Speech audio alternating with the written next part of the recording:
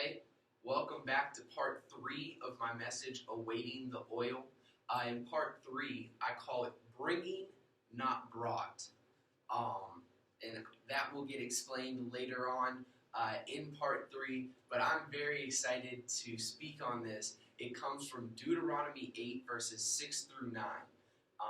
And I've been around this area of Exodus through Numbers and a little bit into Deuteronomy over the past 5 weeks because that story does have a lot to do with what happens in Haggai 2 verse 19 to explain. So I'm really excited to be able to wrap up our Old Testament kind of story of the Exodus from Egypt this week and with this message from it.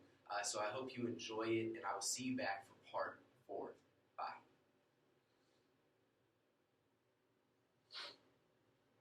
So if you guys can flip with me now to Deuteronomy 8, verses 6 through 9. Like I said, we've kind of been in this phase of in between Exodus through Numbers into Deuteronomy. We've kind of been in there almost every single week, I think, of this series. And I think it's because it so often directly correlates with what's happening in Haggai 2 verse 19 when he says that this will be blessed upon you and into the farms and in the fields of your life.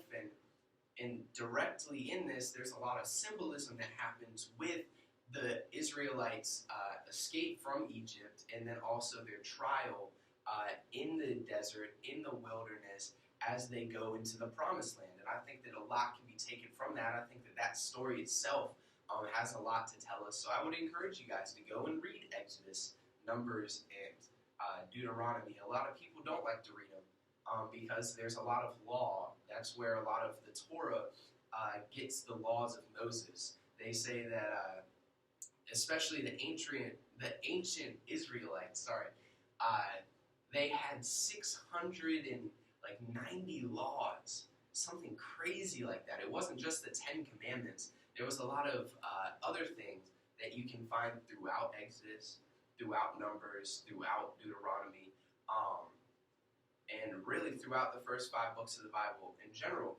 And they use this as their law book. They use this as, well, here's what is done. There was one time I went to a Jewish synagogue, and they read a passage from the Torah and then talked about, it was kind of like an interactive message, and they talked about the layout of the synagogue itself and then the significance behind the different setups of the synagogue. I thought it was pretty interesting. But in Deuteronomy 8, verses 6 through 9 specifically, I'm going to go ahead and read it, and then I'll get a little bit further into it. It says, "Observe the commands of the Lord your God, walking in his ways and revering him. For the Lord your God is bringing you into a good land with streams and pools of water, with springs flowing in the valleys and hills, a land with wheat and barley, vines and fig trees, pomegranates, olive oil, and honey, a land where bread will not be scarce, and you will lack nothing, a land where the rocks are iron, or as some translations say, and the stones are iron, and you can dig copper out of the hills." I love this passage. I love it. There's a lot of things that I love in the Bible, but I really can just relate to, or maybe not even relate, but I can just get behind passages like this. You know what I'm saying? Like, it just makes you feel good about what God is doing in your life. So if you don't feel good about what God is doing in your life, let me tell you, you could be in 2 spaces right now. Both of them have a good ending. But if you don't feel that you're in a good space in your life, first of all, I want to make sure that you've accepted Christ into your life. Because that accepting Christ into your life is that first step to getting into the next phase of blessing that God has for you. But you have to give your life to Christ, and you have to be willing to do what he asks. And it doesn't mean that you have to be perfect. Trust me, I am not a perfect person. I mess up multiple times every single day. But it's not the fact that you mess up, it's the mindset. God is after your mind. He's after your heart. And he wants to change your heart. He wants to change your mind. He wants to transform you into a new person. And that's the first step to unlocking God's blessing. Honestly, you have to be able to say that Christ is in your heart. Because God can't do anything for you if he has no means of getting to you. God can still do everything. He is the all-powerful, the all-knowing. But he cannot get to you unless if you accept him into your life. Because God can put signs, God can put things, but if you accredit it to other people or to other sources than God, then what can he do? He can't do anything if you don't even acknowledge him. So first you have to acknowledge Christ. And then, look, you could be in two places in your life. One, you could be in Egypt. You could be the people in Egypt. You could be the people in slavery. And you've been crying out to God. You've been calling out to God. And you feel like he's doing nothing. Let me tell you, these people felt like nothing was happening either. But they just continued calling out, continued crying to God, continued. And eventually Moses came around.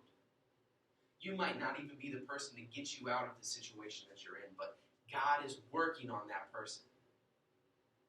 And then second, you could be in the desert. You might be following somebody who God brought you out of a situation, who God helped you get through a situation through that person, and now you feel like you aren't getting where you need to go, right? You aren't in this land of milk and honey yet, but remember, it took the Israelites 40 years to get there.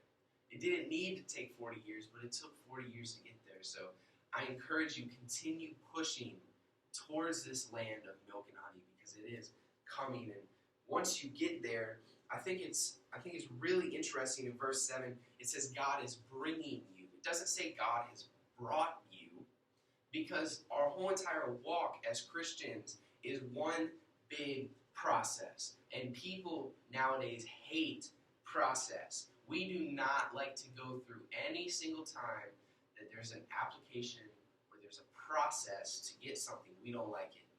But let me tell you, if you don't have the process underneath the belt, you won't have the success once you get there. Without the process, there is no success, okay? And then once we get to this land, I want to draw on 4 things about this land that God has promised us. And now, we might not all be in this Canaan, in this promised land, right? But in the areas where God is calling you to go to, even though other people might not tell you that what is really there, and even though other people might give you false information, if we look back to last week, we can see that. But let me talk about 4 things that are in here. I feel like, man, I could do a whole sermon on this one too. I know that in this next section that I'm talking about, I can do a full sermon on it, but I think I can do it on this too, because I'm already at 8 minutes out of my 10 minutes for this section, and I haven't even gotten to the meat of what I'm talking about yet. And it's just God really told me to speak what was on my heart there. And so when we look at this land, it says a land with wheat and barley, vines and figs, pomegranates, olive oil, and honey. It's talking about the food. There will be no lack of food, and you won't lack anything. And really, there's 5 things I want to point out, because there's the food, yes, but then if we go back a little bit earlier, a land with streams and pools of water.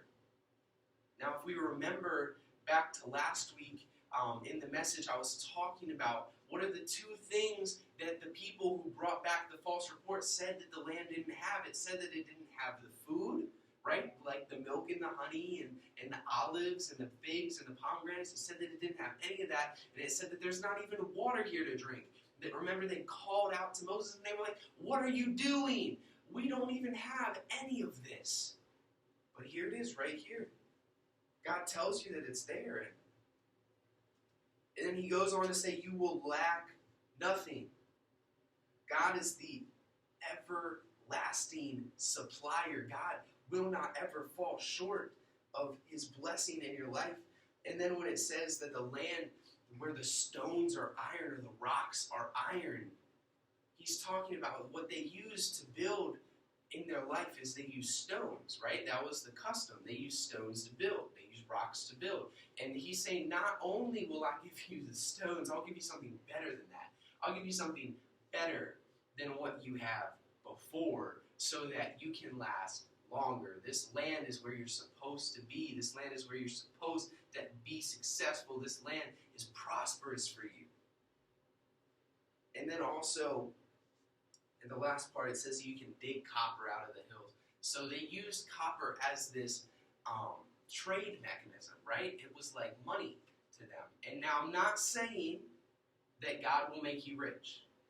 I'm not saying that God will make you wealthy, because that's not always the case. God certainly has done it for some people, and sometimes people have used the false image of God to get themselves rich. In the New Testament, 1 Timothy and 2 Timothy especially, Paul goes and describes these false prophets and describes their means of using their position to get wealth to Timothy. And he says, watch out for these people. And sometimes people do use their aspects of God to get the message across that they are rich and that God has made them rich and that God will make you rich. And that's not always the case. It is in some cases, even with people who are not false prophets. Sometimes God will make you rich. God has a different plan for every person. Maybe yours involves being very wealthy, but let me just rest assured, the more God gives you, the more he expects you to give away. You don't keep it for yourself. You keep it, and you can live nice. You can have nice things. But if you're making $1 million a year, I think that you can tithe a little bit more than 10%. And now, even though it's harder to give when you get more, God calls you to give more when you get more and when he gives you more. So, I just really wanted to talk about this land that God is bringing you to. He's bringing, that's the thing, he's bringing. It's the process that brings the success. And it's the process, it's the bringing. He hasn't brought you. He's bringing you.